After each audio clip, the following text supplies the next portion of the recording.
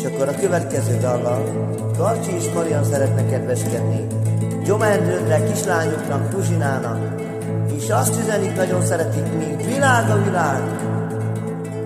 És akkor most mondja a Karcsi Fruzsinának: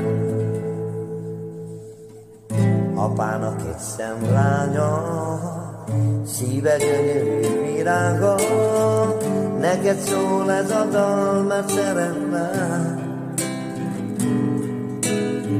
Drága Fruzsinám, imádlak téged, jobban, mint az életemet, neked adom én a szívemet.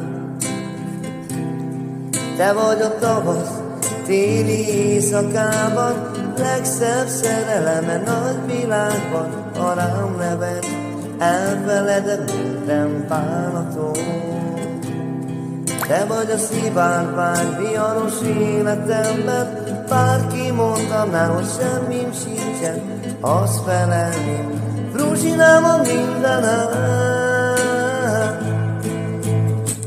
Apának egy szemlánya, szíve gyönyörű virága, neked szól ez a dal, mert szeretlek.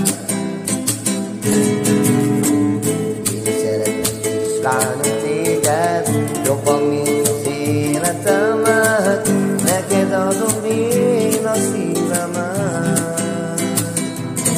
Te vagy a tavasz téli éjszakában, legszebb szereleme nagy világban, ha rám nevetsz, elfeledek minden bánatot. Te vagy a szivárvány viharos életemben, bárki mondaná, hogy semmi sincsen, azt felelni, Fruzsinám a minden.